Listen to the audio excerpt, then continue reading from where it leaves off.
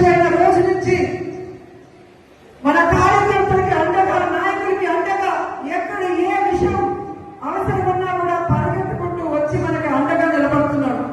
కాబట్టి కార్యకర్తలకు చెప్పిన ఒకటే, ధైర్యంగా ఉండండి.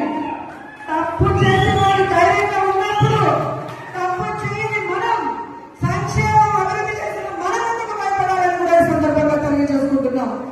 మీకు నియోజకవర్గంలో నేనున్నాను, జిల్లాలో కరుణాకర్ గారు ఎంపీ ఉన్నారు, రాష్ట్రంలో జగన్మోహన్ రెడ్డి గారు ఉన్నారని కూడా మేము అందరికీ తెలియజేసుకుంటున్నాం. మన పార్టీకి పోరాటాల తప్ప కాదు, మన పార్టీ పోరాటంలో నుంచి పుట్టిన పార్టీ, ప్రజల కోసం పుట్టిన పార్టీ. ఈ రాష్ట్రాన్ని అభివృద్ధి చేయాలి అని ఏ కలవైతే వైఎస్ఆర్ గారు కన్నారో వాటన్నింటినీ కూడా 60-70 సంవత్సరాలు ఈ ప్రజలకు అందుబాటులోకి రావాలి అని పార్టీ పెట్టి మీకోసమే ముందుకు నడిచిన జగనన్న పార్టీ, ప్రజల పార్టీ, మన పార్టీ. ఎందుకు నేను ఇంతగా చెప్తున్నానంటే, ఈరోజు జగనన్న అనుకున్నవన్నీ సాధించాడు. ఆయన బిజినెస్ మ్యాన్ గా సక్సెస్ఫుల్, ఆయన ఫ్యామిలీ మ్యాన్ గా సక్సెస్ఫుల్, ఆయన సీఎం గా సక్సెస్ఫుల్. ఇంకేం అవసరం ఉంది?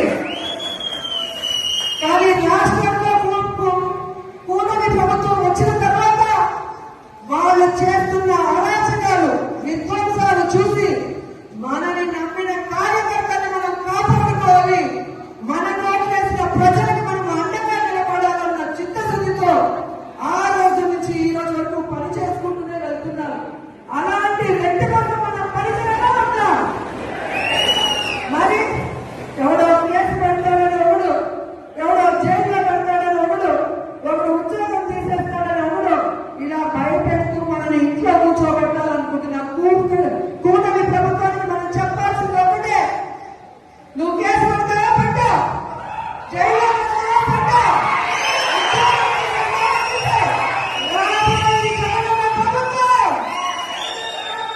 కేసులు పెట్టిన వాళ్ళకి, విధ్వంసాలు సృష్టించిన వాళ్ళకి వడ్డీతో సహా ఇచ్చేస్తాం. ఉద్యోగాలు పోయిన వాళ్ళందరికీ కూడా గుడ్ బుక్ లో పేరు వేసి వాళ్ళకి ఉద్యోగాలు వస్తాయి. ఎవరైతే ప్రభుత్వంలో ఇబ్బంది పడ్డారో ఆ ఇబ్బందుల నుంచి వాళ్ళకి బయటపడేసి వాళ్ళకి ఫస్ట్ ప్రయారిటీ ఇస్తామని కూడా ఈ సందర్భంగా తెలియజేసుకుంటున్నాం. ఇప్పటికే జగన్మోహన్ రెడ్డి గారు ప్రకటించిన విధంగా రైతులకి అండగా రాష్ట్ర వ్యాప్తంగా మొన్ననే పోరాటం జరిగింది. రేపు ఈ విద్యుత్ బిల్లుల పెంప మీద రాష్ట్ర వ్యాప్తంగా నియోజకాల వారీగా ఉద్యమం జరుగుతుంది. అందరూ కూడా వచ్చి ఆ ఉద్యమంలో పాల్గొనాలని కూడా ఈ సందర్భంగా తెలియజేసుకుంటున్నారు. అలాగే జనవరి 3వ తేదీ విద్యార్థుల కోసం ఫీజు రియంబర్స్మెంట్ కోసం జగనన్న పిలుపునిచ్చాడు. అందులో కూడా మనం అందరం పాల్గొనాలి, ఈ ప్రభుత్వానికి బుద్ధి చెప్పాలని కూడా ఈ సందర్భంగా తెలియజేసుకుంటున్నాను. ఎందుకంటే మనం సైలెంట్ గా ఉంటే పచ్చ ఛానల్లో అబద్ధాలు చెప్పడం తప్ప ఇంకోటి చేయదు.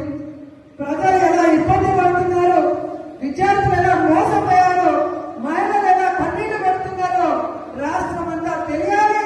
ఒక ఉద్యమంగా ఈ కూటమి ప్రభుత్వాన్ని ముంచివేయాలని కూడా ఈ సందర్భంగా తెలియజేస్తున్నారు. ఈరోజు